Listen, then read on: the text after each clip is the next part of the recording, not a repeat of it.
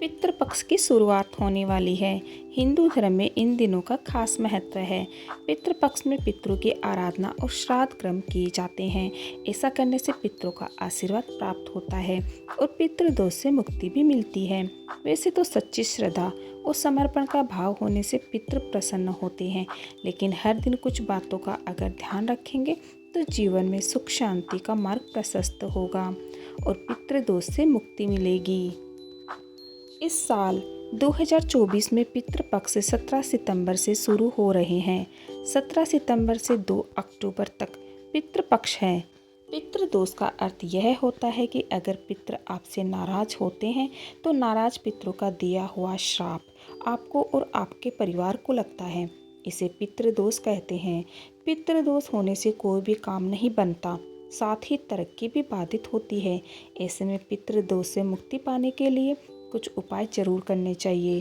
भगवान के समान ही पितरों का स्थान भी माना जाता है।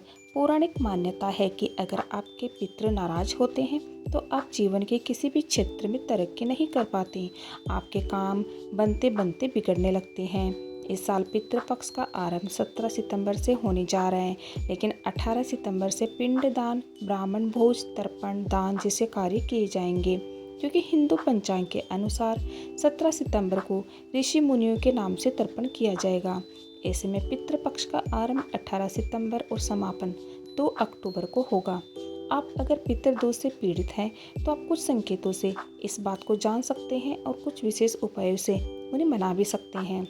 वीडियो शुरू करने से पहले आप सभी से मेरी रिक्वेस्ट है, अगर आप लोग भी चाहते हैं कि भगवान विष्णु और माता लक्ष्मी जी का आशीर्वाद आप लोगों पर बना रहे तो इस वीडियो को लाइक से सब्सक्राइब जरूर कीजिएगा और बेल नोटिफिकेशन अवश्य दबाइएगा, ताकि हमारी हर आने वाली वीडियो का नोटिफिकेशन सबसे पहले आपको मिल सके।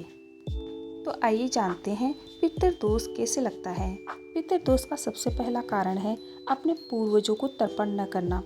आत्मा अमर है, वह मरने के बाद भी जीवित रहती है। उनकी शांति के लिए उनकी पुण्यतिथि पर या श्राद्ध के समय उन्हें तर्पण किया जाता है। वैसे तो हर दिन तर्पण करने का नियम है, लेकिन श्राद्ध पक्ष में यह अवश्य करना चाहिए। कुछ परिस्थितियों में परिवार के सदस्य अपने पूर्वजों को तर्पण नहीं कर पाते हैं। ऐसी स्थिति में उन्हें पितृदोष का सामना करना पड़ता है। वहीं जातक की कुंडली में सूर्य, राहु और शनि की स्थिति भी पितृदोष का कारण बनती है। तो आइए जानते हैं पितरों के नाराज होने के कुछ संकेत।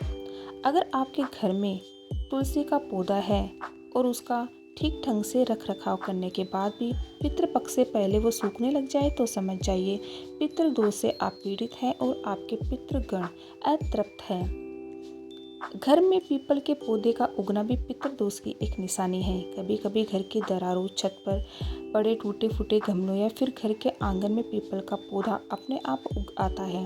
घर में पीपल के पौधे का उग आना शुभ नहीं माना जाता। इससे घर में नकारात्मकता आती है। पौराणिक मान्यताओं के अनुसार अगर किसी व्यक्ति पर पितृदोष लगा होता है तो बहुत चाहने और कोशिशों के बाद भी उसका वंश आगे नहीं बढ़ पाता है।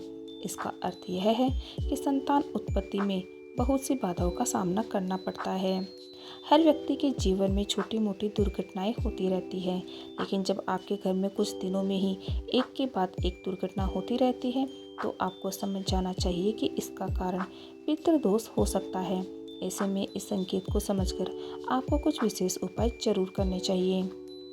हर व्यक्ति कामयाबी पाने के लिए मेहनत करता है, लेकिन मेहनत करने के बावजूद जब आपको तरक्की न मिले या फिर आपके काम में बार बार बाधाएं आने लगे तो यह भी पितृदोष का एक संकेत माना जाता है। आपको पितरों को शांत करने के लिए कुछ विशेष उपाय जरूर करने चाहिए। घर के मांगलिक कार्यों में बाधा आना।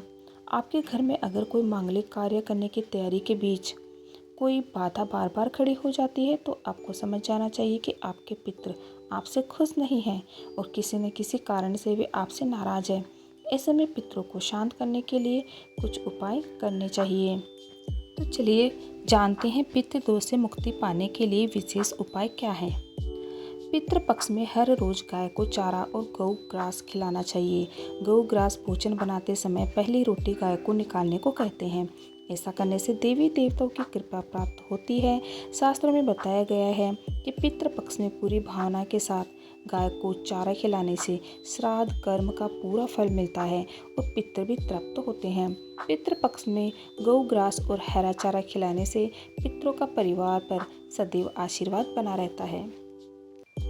पितृपक्ष में भूलकर भी किचन या घर के किसी भी कोने पर जूठे बर्तन नहीं रखें और साफ सफाई का पूरा ध्यान रखना चाहिए।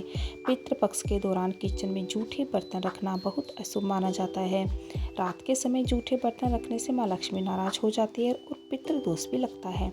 इसलिए पितृपक्ष के समय घर में जूठे बर्तन नहीं रखने चाहिए। कौवे, चिड़िया, कुत्ते और गाय को रोटी खिलाते रहना चाहिए। इन चारों में से जो भी समय पर मिल जाए उसे रोटी खिलाते रहें। पितरों को मनाने के लिए आपको पितृपक्ष में उनका तर्पण, पिंडदान और श्राद्ध कर्म जरूर करना चाहिए। इससे पितरों की नाराजगी से मुक्ति मिलती है। पितरों की तस्वीरों का रख रखाव भी आपको अच्छी तरह से करना चाहिए।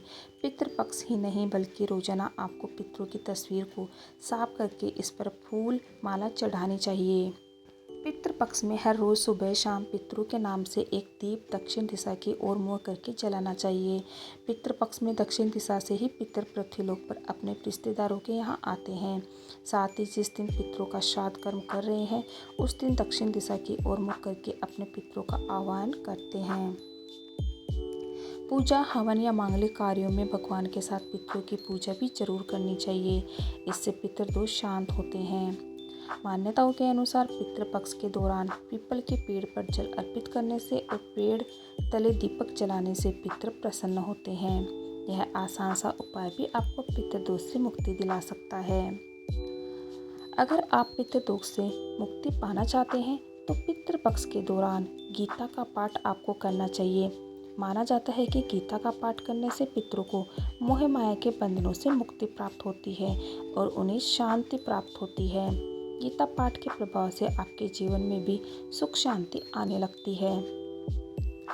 पितरों की मृत्यु की तिथि को जानकर पितृपक्ष के दौरान उसी तिथि को श्राद्ध कर्म करना चाहिए।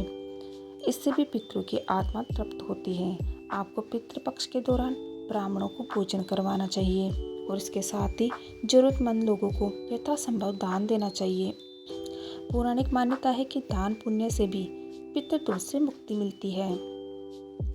पितृपक्ष के दौरान प्रतिदिन आपको सूर्य देव को जल में लाल फूल डालकर अर्घ देना चाहिए। अर्घ देते समय अपने कुल देवी देवताओं का स्मरण भी अवश्य करें।